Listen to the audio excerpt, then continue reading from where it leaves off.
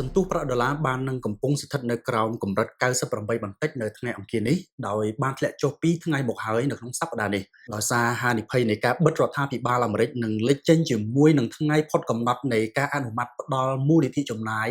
នៅថ្ងៃទី1ខែតុលាខិតជិតមកដល់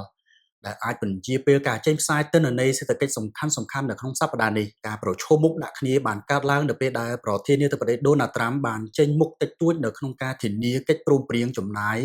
របស់រដ្ឋបណ្ដោះអាសន្នជាមួយនឹងគណៈបកប្រឆាំងការយកចិត្តទុកដាក់របស់ទីផ្សារឥឡូវនេះបាននឹងកំពុងងាកទៅរកការផ្ដោតអារម្មណ៍ទៅលើរបាយការណ៍ប្រាក់បៀវត្សមិនមែនផ្នែកកសិកម្មរបស់ខែកញ្ញានៅថ្ងៃសុក្រសម្រាប់សញ្ញាទីផ្សារការងាររួមជាមួយនឹងការបើកការងារ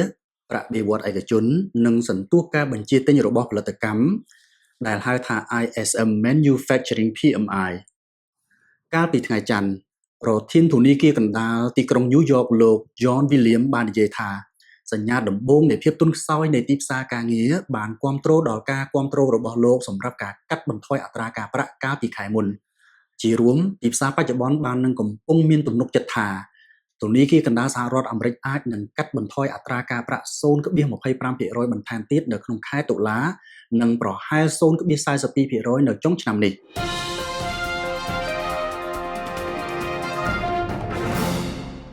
នៅព្រឹកថ្ងៃអង្គារនេះតម្លៃមាសបានកើនឡើងដល់កម្រិតខ្ពស់បំផុតលើកម្រិត $3,860 ក្នុង1អោនដោយឆ្ពោះទៅរកការកើនឡើងខ្ពស់ប្រចាំខែដ៏ខ្លាំងបំផុតក្នុងរយៈពេល14ឆ្នាំកន្លងមកនេះខណៈដែលអ្នកវិនិយោគបានប្រញាប់ប្រញាល់ងាកទៅរកទ្រព្យសម្បត្តិដែលមានសុវត្ថិភាពចំពេលមានការព្រួយបារម្ភកាន់តែខ្លាំងឡើងចំពោះភាគរយនៃការបិទរដ្ឋាភិបាលអាមេរិកកាន់តែកើនឡើងនិងការរំពឹងទុកនៃការកាត់បន្ថយអត្រាការប្រាក់របស់ធនាគារកណ្ដាលបន្ថែមទៀត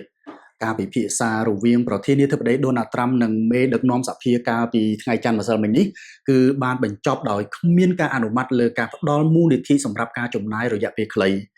ដោយនេះបានបង្កើនហានិភ័យនៃការបិទរដ្ឋាភិបាលនៅពេលដែលមូលនិធិចំណាយបច្ចុប្បន្ននឹងត្រូវផុតកំណត់នៅពាក់កណ្ដាលអាធ្រាត្រនៅថ្ងៃអង្គារនេះប្រសិនបើគ្មានការព្រមព្រៀងគ្នាលើមូលនិធិចំណាយនេះទេការបិទរដ្ឋាភិបាលនឹងចាប់ផ្ដើមនៅថ្ងៃពុធដែលនេះអាចនាំឲ្យមានការពន្យាពេលចេញផ្សាយទិន្នន័យសេដ្ឋកិច្ចសំខាន់ៗរួមទាំងរបាយការណ៍ប្រាក់បៀវត្សមិនមែនផ្នែកកសិកម្មនៅក្នុងខែកញ្ញានេះផងដែរបន្ថែមពីលើភាពច្របូកច្របល់នៃទីផ្សារពន្ធថ្មីរបស់សហរដ្ឋអាមេរិកលើរថយន្តដឹកទំនិញធុនធ្ងន់លើឱសថនិងលើទំនិញផ្សេងទៀតត្រូវបានកំណត់ឲ្យចូលជាធរមាននៅថ្ងៃពុធស្អែកនេះទិន្នន័យសេដ្ឋកិច្ចអាមេរិកដែលបានចេញផ្សាយនាពេលថ្មីៗកន្លងមកនេះក៏បានពង្រឹងទំនុកចិត្តរបស់ទីផ្សារដែលថា